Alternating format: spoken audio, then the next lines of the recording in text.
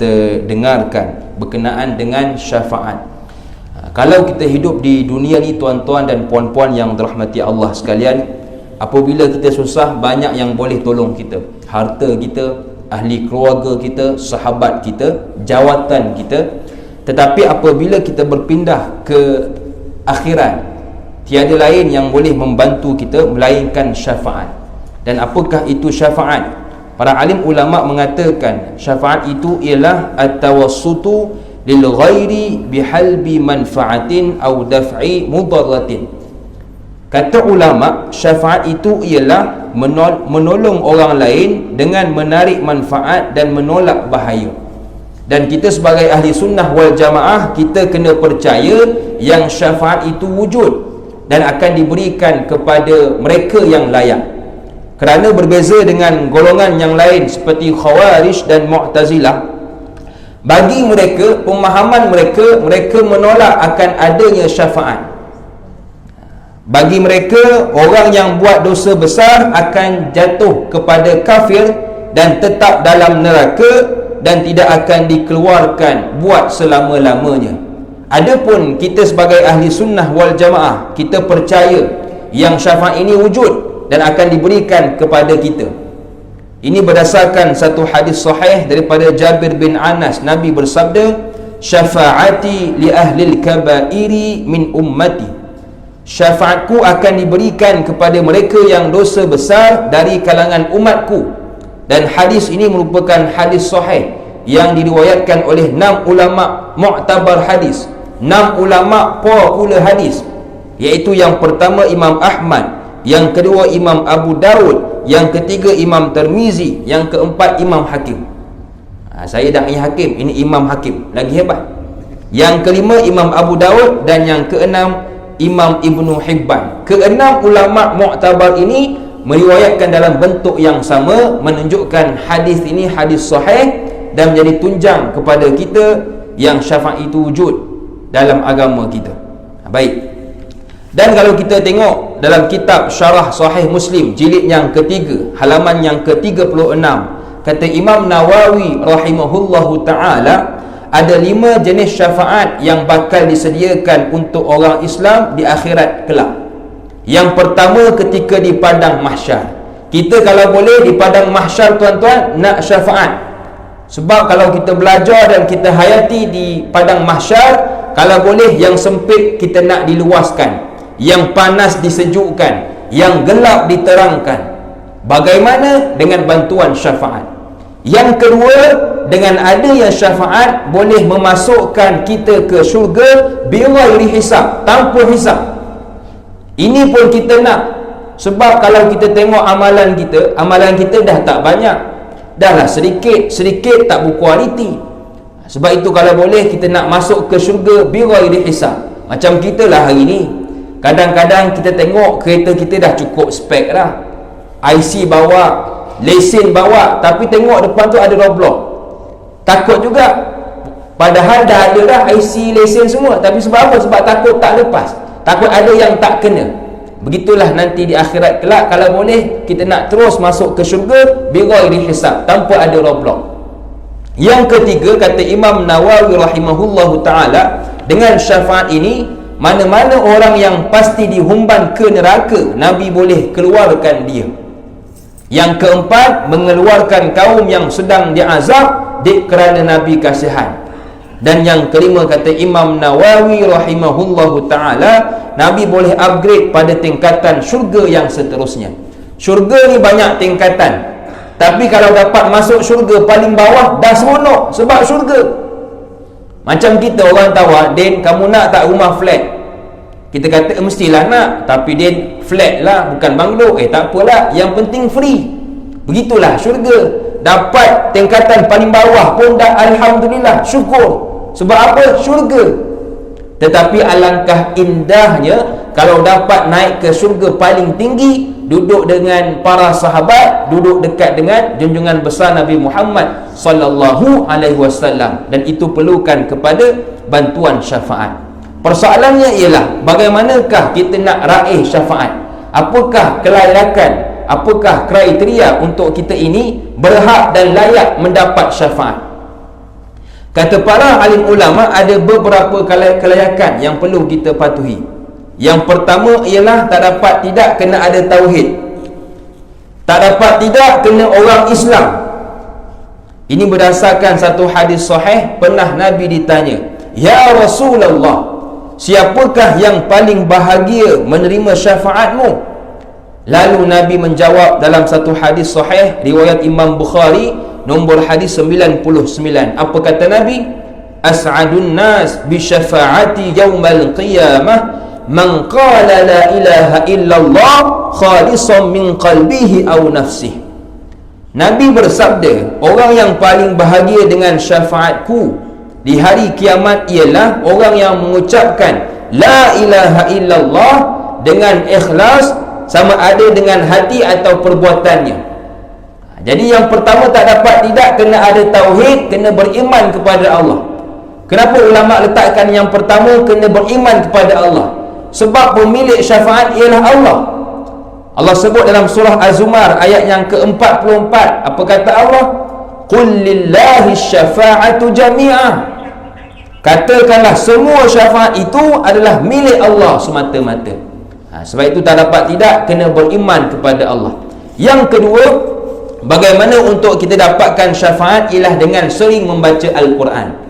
Ada satu hadis daripada Abu Umamah, Nabi bersabda, hadis sahih riwayat Imam Muslim, nombor hadis 804, "Iqra'ul Quran fa innahu ya'ti yaumal qiyamati syafi'an li ashabi." Bacalah Quran, kata Nabi, nanti Quran akan datang kepada kamu memberikan syafaat kepada sahabatnya. Siapakah sahabat Quran?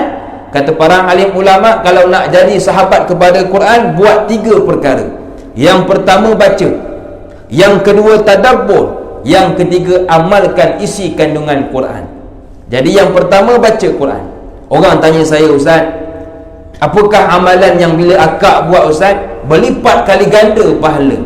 Saya kata baca Quran. Kenapa pula? Sebab dalam Quran Nabi jamin satu huruf dilipat kali gandakan kepada 10.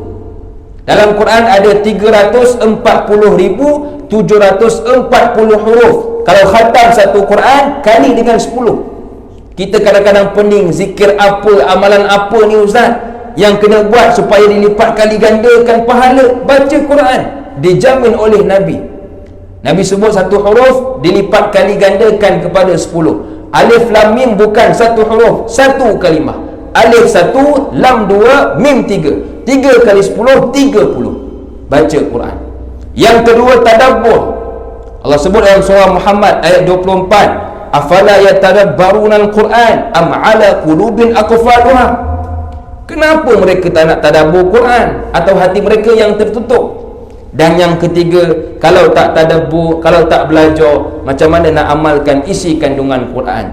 Bila belajar tentang Quran, Quran kata solat kena buat, zakat kena bayar, haji kena usaha pergi. InsyaAllah bila cukup 3 ini, baca, tadabbur dan amal, kita akan diiktiraf sebagai sahabat Quran dan insya-Allah layak untuk mendapatkan syafaatnya. Itu yang kedua. Yang ketiga, bagaimana untuk kita dapatkan syafaat ialah kata para alim ulama dengan sering berpuasa. Banyakkan berpuasa. Ini kerana ada satu hadis daripada Abdullah bin Amir, Nabi bersabda, "As-siyamu wal Qur'anu yashfa'ani lil 'abdi yaumal qiyamah. Yaqulu as-siyam, ay rabbi, mana'tuhu at-ta'am wash-shahawati bin-nahari fashaffa'ni fi, wa yaqulu al-Qur'an, mana'tuhu an-nawmi bil-laili fashaffa'ni fi, qala fayushaffa'ani." Hadis riwayat Imam Ahmad dan Al-Hakim. Nabi bersabda, nanti puasa dan Al-Quran akan berkata, "Wahai Tuhan aku telah menahan sahabatku ini daripada makan pada siang hari, aku telah menahan daripada nafsu syahwatnya. Justru itu Tuhan, perkenankanlah aku untuk memberi syafaat kepada kawanku ini." Jadi kalau nak dapatkan syafaat, antaranya ialah dengan banyakkan berpuasa. Yang Ramadan wajib 30 hari, lagi-lagi lelaki. Jangan bagi alasan, "Ustaz, saya ni umur 60 Ustaz." Haji Bidin bagi alasan, "Dah uzur Ustaz, oi." Tak boleh. Perempuan tak apa. Jadi berpuasa.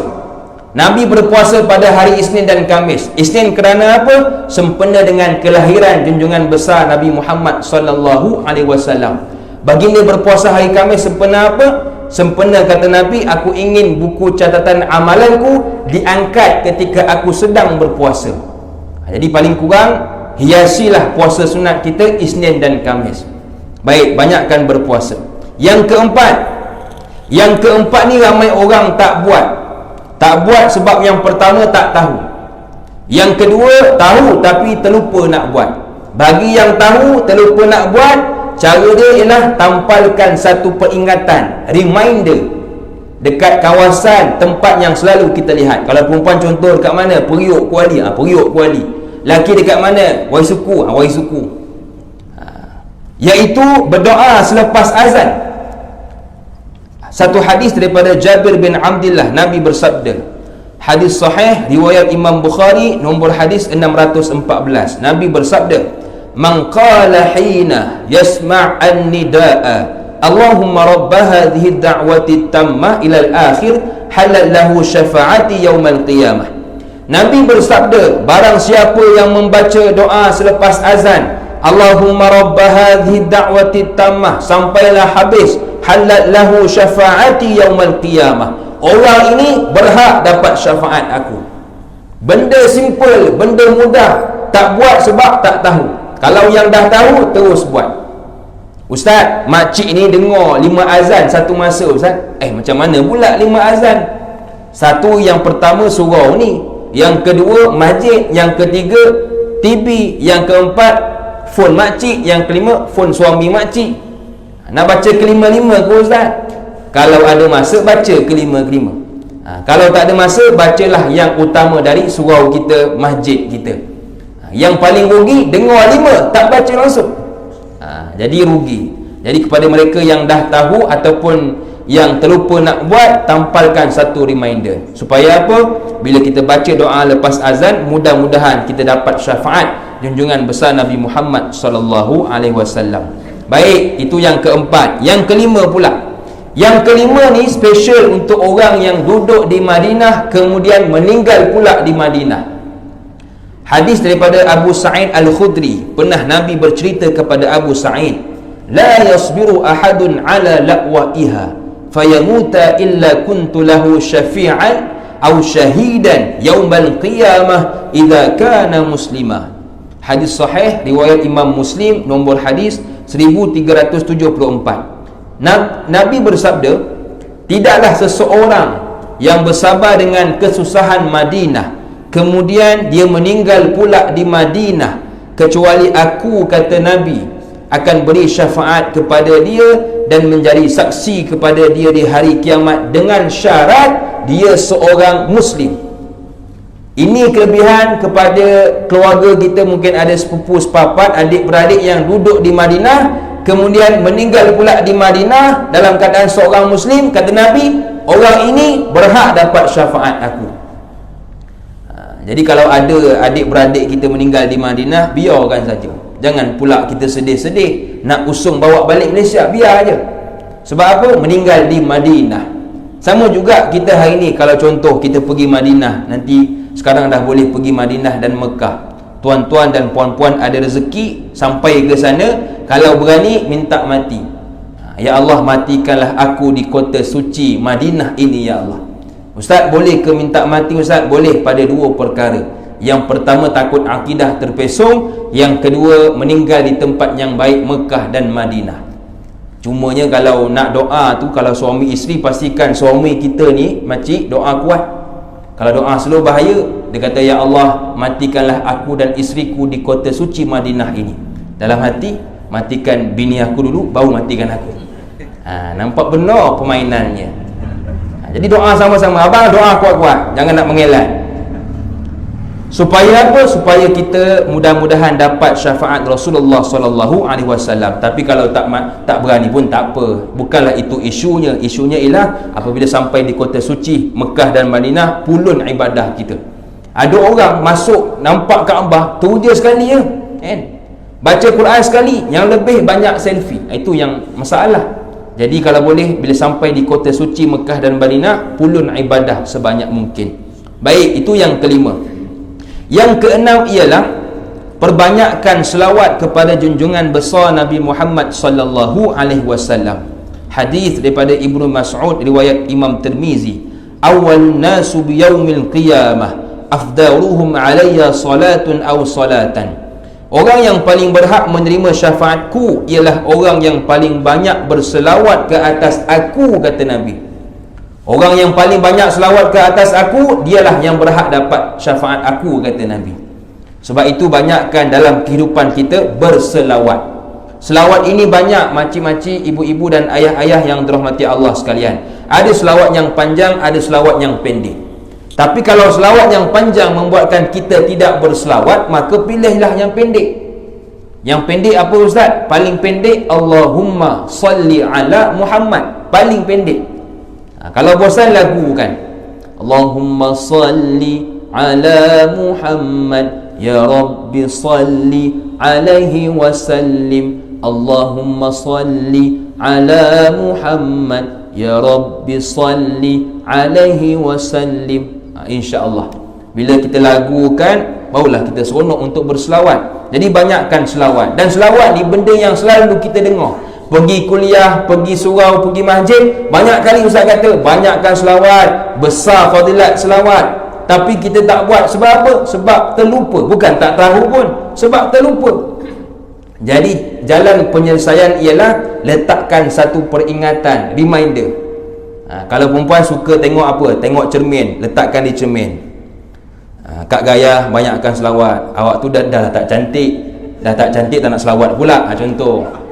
Sama juga dengan Abang Bidin kan, bang selawat bang, awak tu suka bawa laju motor, jadi kalau selawat kalau mati pun tak apa, mati dalam iman, contoh. Jadi banyakkan selawat dan letak satu peringatan. Contoh di phone kita, letaklah bila kita buka, man selawat dulu, Allahumma salli ala sayyidina Muhammad, baru kita buka. Baik, jadi itu yang keenam. Yang ketujuh ialah jenazah yang disolatkan oleh orang Muslim.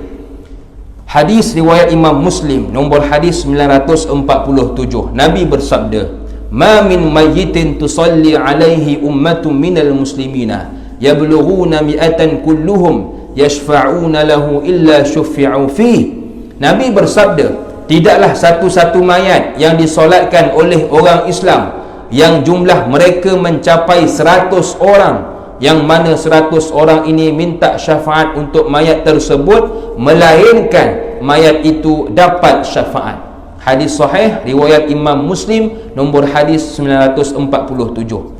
Jadi tuan-tuan dan puan-puan, ibu-ibu dan ayah-ayah yang dirahmati Allah sekalian, kalau kita meninggal nanti, sebelum kita meninggal, pesan dekat anak kita, pastikan bila ayah, mak meninggal, ramai orang yang sudi datang solatkan jenazah. Supaya apa? Bila ramai, mudah-mudahan doa di kalangan ramai orang tersebut dipilih oleh Allah Subhanahu wa ta'ala. Ini tidak bila kita meninggal yang datang 3 tok je. Tok Bidin, Tok Imam, Tok Bilal. 3 tok je. Kata Tok Bilal, Tok Imam, rajin kamu datang. Habis siapa nak baca doa kalau bukan aku? Makna kata terpaksa. Bayangkan kalau yang datang tu ramai, ratusan, ribuan, takkanlah tak ada satu doa yang Allah angkat, yang Allah pilih untuk kita dapat syafaat. Macam mana ustaz nak pastikan bila kita meninggal ni orang datang ramai? Tak dapat tidak jaga hubungan lah. Jaga hubungan dengan adik-beradik, sepupu, sepapat, jiran, tetangga, saudara mara, rakan taulan. Supaya apa? Bila mereka dengar, mereka sedih. Siapa yang meninggal tu? Haji Leman. Haji Leman, inna lillahi wa inna ilaihi raji'un. Sedih, hibur. Jangan sampai bila orang dengar kematian kita, siapa yang meninggal tu? Cik Kiah. Cik Kiah, alhamdulillah meninggal juga Cik Kiah tu.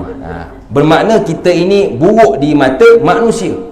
Sebab itu kalau boleh pastikan apabila kita meninggal, ramai orang yang sudi datang solatkan jenazah. Pesan dekat anak-anak kita. Zaman sekarang mungkin tak susah. Sebab apa? Ada teknologi.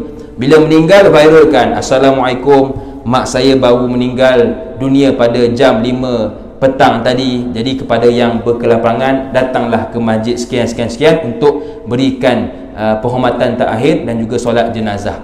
Kita viralkan. Mudah-mudahan bila orang dengar, orang datang, dan ramai-ramai yang datang itu Allah terima doanya.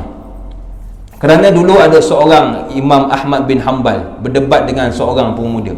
Dia berdebat tuan-tuan, tak ada kata putus. Tak tahu siapa yang betul, siapa yang salah. Lalu kata Imam Ahmad bin Hanbal, beginilah, kalau aku meninggal nanti, yang datang solatkan jenazah ke atas aku ramai, maka akulah yang benar. Tapi kalau kamu yang ramai, kamulah yang benar. Tengok-tengok bila meninggal kedua ini, yang paling ramai orang datang solatkan jenazah ialah ke atas Imam Ahmad bin Hanbal. Menunjukkan yang Imam Ahmad bin Hanbal lah yang benar. Sebab itulah antara kematian, tanda-tanda kematian yang baik yang boleh kita lihat di dunia ialah antaranya kematian tersebut didatangi oleh ratusan orang.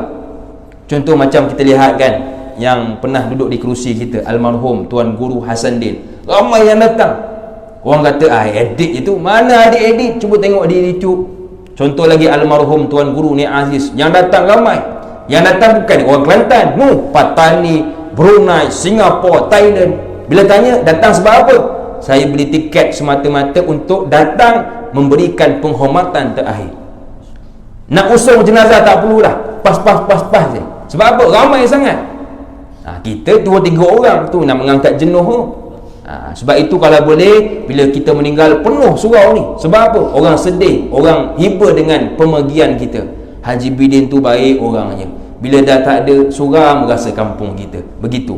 Jadi pesan kepada anak kita supaya bila mak dan ayah meninggal, ramai orang datang solatkan jenazah. Baik, itu yang ketujuh. Yang ke-8, banyakkan sujud. Ada satu riwayat daripada Rabi'ah bin Ka'ab al-Aslami.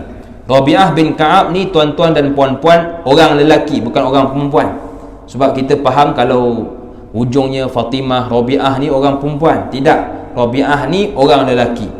Jadi Rabi'ah cerita, aku pernah tidur rumah Nabi, berkhidmat untuk Nabi. Setiap malam aku akan datang ambilkan air untuk Nabi berwuduk. Kemudian pada satu masa Nabi bersabda, Nabi berkata, wahai Rabi'ah, kamu ni dah banyak tolong aku, jadi sekarang kamu mintalah apa yang kamu hajatkan, wahai Rabi'ah. Lalu apa kata Rabi'ah? Sahabat ni tuan-tuan, dia walaupun Nabi tawarkan satu doa, dia segan, dia malu. Tapi dalam masa yang sama dia akan minta juga, sebab satu peluang keemasan. Tapi dalam masa yang sama malu, segan.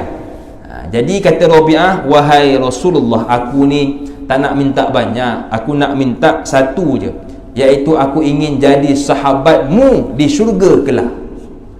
Kalau kita lihat dan kita gaji permintaan Rabi'ah ni tuan-tuan, nampak macam satu, tapi dapat dua, 2 in 1. Yang pertama confirm masuk syurga, betul? Sebab jadi sahabat Nabi. Yang kedua, duduk di syurga paling tinggi. Sebab apa? Sahabat Nabi, berjiran dengan Nabi, syurga paling tinggi. Jadi dua kelebihan dapat. Masuk syurga dapat, dah masuk syurga, duduk pula syurga paling tinggi. Tengok permintaan Rabi'ah, punya bijak. Sebab itu kalau contoh esok datang YB kawasan kita, kalau YB kata kepada seluruh jemaah surau An-Nur, apakah permintaan untuk saya tunaikan? Kita ni walaupun YB tu tawarkan satu permohonan, jangan kita minta 10, 15, 20. YB balik dia bisik dekat PA dia, ini kali pertama dan terakhir aku datang surau ni, pantang orang Pelawa, 30 diminta ni. Ini yang terakhir dah ni. Jadi kena bijak, minta satu tapi dapat 10. Apa Ustaz? Fikirlah sendiri, ada AJK kan. Jadi contoh macam dewan YB, kami tak nak minta banyak, kami nak buat dewan seberguna. Kawasan lapang ni kami nak naikkan satu dewan seberguna. Bila ada dewan seberguna, nak buat ceramah pun boleh, nak buat main futsal pun boleh, nak buat pengajian terbuka pun boleh. Satu tapi banyak manfaat. Contoh, jadi tahun depan lantik saya jadi AJK. Jangan tadi aku gurau saja ya. Baik. Jadi kata Nabi, boleh kalau kamu nak jadi sahabat aku di syurga. Fa'inni ala nafsika bikathrati sujud. Hadis sahih riwayat Imam Muslim, nombor hadis 489. Kata Nabi, tak ada masalah kalau kamu nak jadi sahabat aku di syurga, tetapi fa'inni ala nafsika, tolonglah diri kamu dahulu. Bagaimana? Bikathrati sujud, dengan banyakkan sujud kepada Allah Subhanahu wa ta'ala. Kata para alim ulama, sujud di sini ialah banyakkan solat. Solat berjemaah kita dah buat, alhamdulillah. Kita hiasi pula dengan solat-solat sunat. Antaranya solat sunat tahajud. Allah sebut dalam Quran surah Al-Isra ayat 79 sampai 80, 4 kelebihan bagi orang yang tahajud. Yang pertama, dipermudahkan urusan. Esok ada urusan bank, esok anak kita ada exam, suruh bangun bertahajud, insya-Allah dipermudahkan urusan. Yang kedua, diberikan jalan keluar jikalau ada masalah. Siapa sahaja tak ada masalah, semua orang ada masalah, beza kecil dan besar, nampak dan tak nampak. Nak diberikan jalan keluar, bertahajud. Yang ketiga ialah dinaikkan darjat di sisi Allah. Kita kalau naik pangkat di sisi manusia seronok. Selalu Ustaz, saya punya suami kalau balik petang-petang muka macam itik, muncung. Tapi satu petang balik muka banyak senyum. Bila tanya kenapa? Naik pangkat di sisi manusia. Itu di sisi manusia, apatah lagi di sisi Allah. Dan yang keempat, dijauhkan daripada malapetaka. Malapetaka ni macam-macam. Gempa bumi, wabak penyakit, ribut taufan dan sebagainya. Macam kita sekarang, kita dah usaha dah cucuk vaksin, makan madu, makan herba. Perlu juga ada dari sudut rohani, iaitu bertahajud. InsyaAllah orang yang sering bertahajud akan dijauhkan daripada malapetaka. Baik, jadi itu 4 kelebihan bagi mereka yang tahajud. Jadi bangun bertahajud. Mudah-mudahan kita dapat 4 kelebihan tersebut. Yang kesembilan, doa daripada anak-anak soleh. Untuk dapatkan syafaat tak dapat tidak ialah kena ada anak-anak yang soleh. Kita kalau anak ramai tapi kurang soleh, tidak untung kepada kita. Kerana apabila kita mati, kita perlukan doa daripada anak kita. Dikala kita hidup, anak perlukan doa daripada kita. Dan dikala kita mati, kita pula yang perlukan doa daripada mereka. Hadis riwayat Imam Ahmad dan juga Imam Bukhari, Nabi bersabda mafhumnya, sesungguhnya Allah ada mengangkat darjat seorang hamba yang soleh dalam syurga. Hamba ini pun bertanya, ya Allah, apa sebab saya boleh upgrade, naik tingkatan syurga yang seterusnya ni? Kata Allah, sebab hasil istighfar oleh anak kamu. Nanti satu hari bila di syurga kita terkejut, kenapa pula boleh naik syurga tingkatan yang seterusnya? Aku dah mati, aku dah tak ada amalan, terputus amalan. Rupanya kata Allah, ada lagi, iaitu hasil istighfar oleh anak kamu. Jadi kalau kita ada anak, didik anak kita menjadi anak yang soleh. Anak soleh ni bukan jadi ustaz, bukan jadi ulama. Kalau jadi, alhamdulillah, satu kelebihan. Tapi Ustaz, anak saya ni politeknik ya, marah je, kerja baiki motor Ustaz, bahasa Arab pun tak pandai Ustaz. Tak apa, anak soleh ialah anak yang doakan mak ayahnya. Sebab tu pesan ke anak kita, dek, kau nak belajar apa, kau nak kerja apa, lantang kau lah. Yang penting halal, yang penting patuh syariah. Tapi satu je mak nak pesan, sibuk macam mana pun kau, jangan lupa doakan mak. Habis salat, di mana jua berada, tolong doakan, ya Allah, ampunkan dosa mak dan ayah aku. Lepas tu, buatlah apa yang kau nak buat. Pesan ke anak kita. Sibuk macam mana pun, nak kerja apa pun, satu je, jangan lupa mak dan ayah ketika sudah meninggal. Paling kurang, ya Allah, ampunkan dosa mak dan ayah aku. Kemudian buat kerja lain. Supaya apa? Mak kita dan ayah yang telah meninggal dunia senang di syurga kelak. Dan yang terakhir ialah dengan sering membaca surah Al-Mulk. Surah Al-Mulk ada 30 ayat. Nabi sebut dalam satu hadis daripada Abu Hurairah radhiyallahu anhu, hadis riwayat Imam Tirmizi, Abu Daud, Ibnu Majah, Ahmad dan Al-Hakim. Nabi bersabda, suratum minal Quran 30 ayatan tashfa'u lis-sahibiha hatta yughfar lahu tabarakalladzi biyadihil mulk wa fi riwayatin fa akhrajatuhu minan nar adkhaltuhul jannah. Nabi bersabda, ada satu surah daripada Quran yang terdiri daripada 30 ayat, yang mana pada hari kiamat surah ini akan memberi syafaat kepada orang yang sering membacanya sehingga Allah akan mengampunkan dosa-dosanya, iaitu surah Al-Mulk. Dan dalam riwayat yang lain, dengan izin Allah, surah ini mampu memberi syafaat dengan mengeluarkan seseorang dari neraka dan dimasukkan ke syurga Allah. Jadi antara cara untuk dapatkan syafaat ialah dengan membaca surah Al-Mulk. Dalam Quran ada 114 surah, pilih salah satu daripadanya, surah Al-Mulk. Dalam Quran ada 6,236 ayat, hanya ambil 30 ayat saja, iaitu surah Al-Mulk, untuk dapatkan syafaat. Itu pun kadang-kadang kita tak buat. Tak buat sebab tak tahu. Kalau dah tahu, terus buat.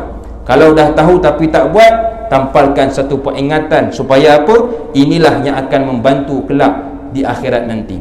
Jadi mudah-mudahan apa yang telah saya kongsikan ini dapat sama-sama kita amalkan supaya nanti apabila kita masuk ke akhirat kelak senang kita di sana. Jadi itulah sedikit sebanyak tentang perkongsian malam ni.